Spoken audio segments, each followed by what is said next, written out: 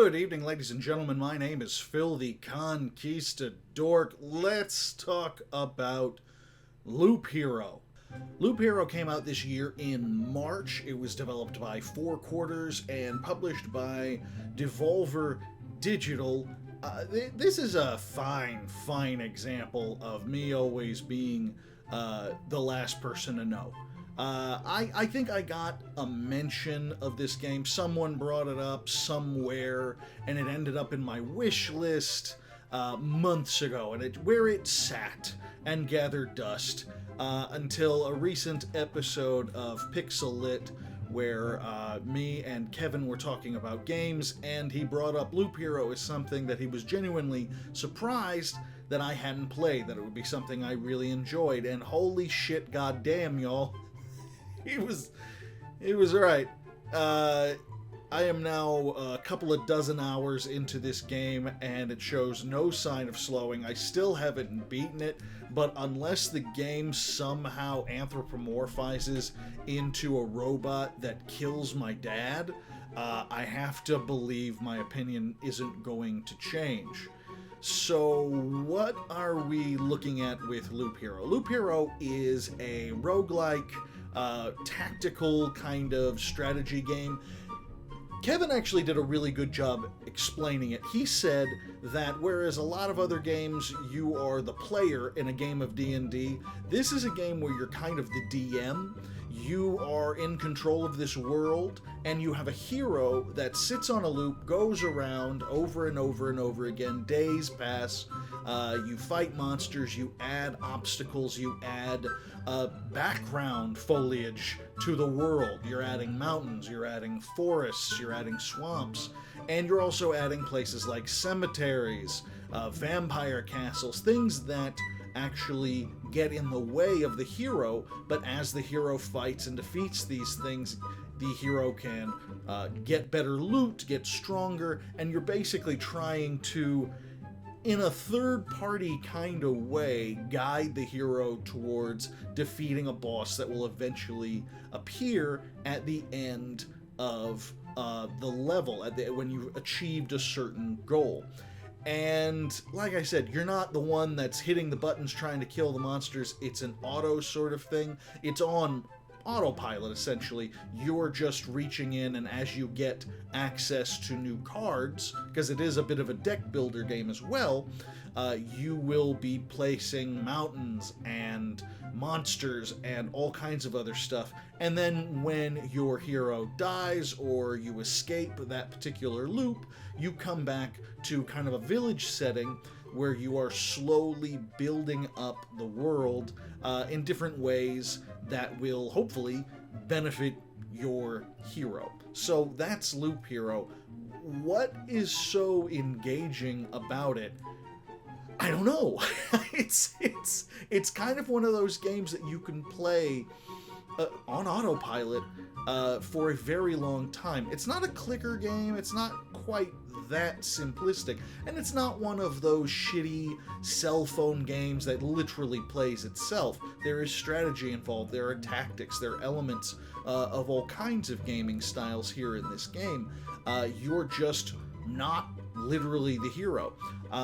You do get to unlock different heroes as you go along. I am engaging in a torrid love affair with a necromancer right now, as I tend to do when necromancers are an option as far as classes are concerned. It's a lot of fun.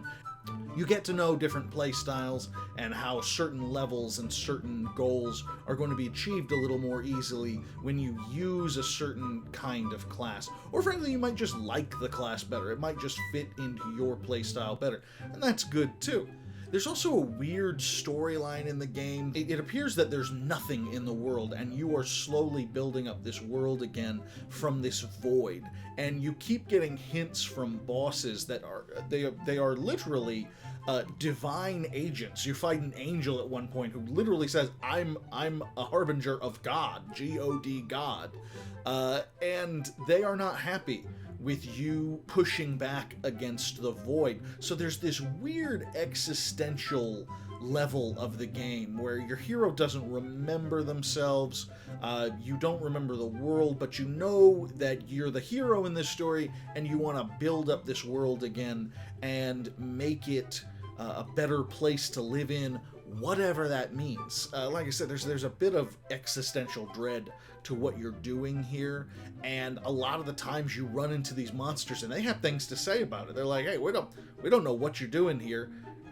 Why are you attacking us? And he's not sure either. The hero doesn't necessarily want to kill things. The hero wants to rebuild the world, but it just so happens that, like many fantasy games, so frequently the bad guys are the people who get in your way, whether they have families or lives outside of you and what you're trying to do. Well, that remains to be seen at this point. I haven't beaten the game yet, but like I said, unless something major shifts here, it would be difficult for this game to change my mind on how much fun I'm having with it right now. I felt it necessary to get this review out before 2022 comes, because Kevin and I talked a bit on our show Pixel It about our favorite games of the year, and this is not on my list. By the time that comes out on the podcast, that this will not be one of the games I mention. I can assure you that if I had played this earlier in the year, or if I had access to it before, this absolutely would have been near the top of my list. Loop Hero is one of the more engaging and strange gaming experiences that I have had the profound fortune to play. It's just fun, and on top of that, it throws a weird metaphysical curveball at you with the storyline. It makes me think of Inscription in that sense, and not just because they're deck builders, but because it plays with the notion of what does it mean to be one of these characters. Why are we doing what we're doing? It's a lot of fun in that sense. And frankly, it's probably one of the best games out there for doing something else. That sounds funny, but like, for example, Euro Truck Simulator. One of my favorite games in years gone by, when I wanted to just laze about and listen to a podcast and wanted a gaming experience, but not one that was going to require me to be too quick on my reflexes. This is a similar game in the sense that, no, while there are tactics involved, there are roles that you have to play, there are moves you have to make.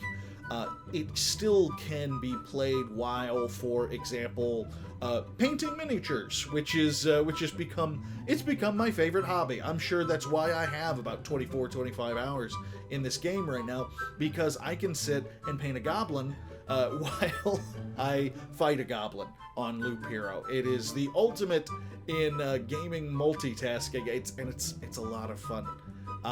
It is just a terrific game. It's clever. It's interesting.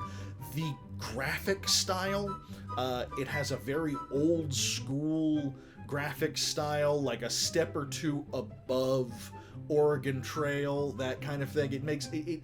If I had to place this era of art style, I'd say mid '90s, early '90s on a PC, that kind of thing. But it does have a much better and more advanced art style when you get into certain aspects and elements of the game.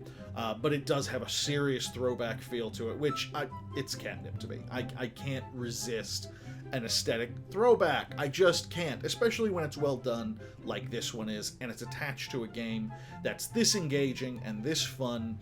And also this relaxed, and it's terrific. It's something that casual gamers will really enjoy, but it's also something that I think a lot of hardcore gamers will enjoy.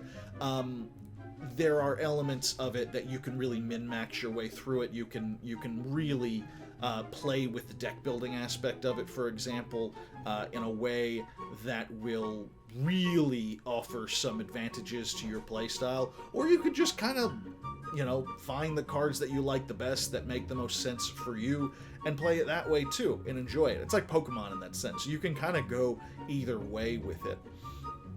If I had to criticize anything about this game, I would say that certain building elements of it, certain resources that you collect, it's not always clear what they do, you know, how you can get them best. There is an encyclopedia for it, but it does get a little overwhelming. You're picking up so many different things that for a while, for me, I found myself just doing loops in a very non-strategic way, just fighting and fighting and fighting until it was time for me to retreat and take what resources with me that I could in order to build up the village back home. When if I took a little more time and sat down and read through the different resources and their descriptions, I could have come at it from a more strategic way. Although sometimes there is no strategy to be had. Sometimes you just have to grind in this game, and that's okay too. So there are small elements of the game that aren't very well explained at times. That would be the only thing that I would criticize. But it's not a huge criticism because you can power through the game and not really worry too much about it if you don't want to. Like I said, there's absolutely a level of strategy where the more hardcore among us who want to really sit down to figure out the absolute best way of going about everything, you're going to be very happy with that. There's going to be plenty for you to do. But also the casual gamers can really enjoy this too.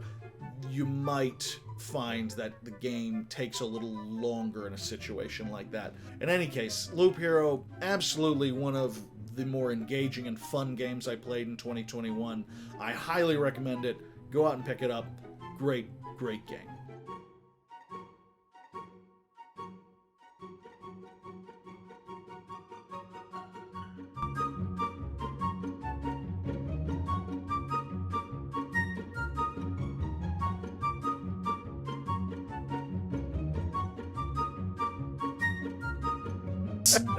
Get one last, you know, helping of All I Want for Christmas Is You under your belt, my friends. Before we put Mariah Carey back into deep freeze, please. Where she fucking belongs. We all love that song. We all love that song. But the chaos she causes in 2 months, madness. It's absolute madness.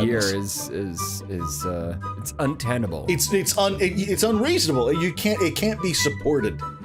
It cannot be supported for many reasons. It can't be supported. The globe is warming, goddammit. You Yeah. can't support Mariah Carey being unthawed for 2 months of the year. Do you know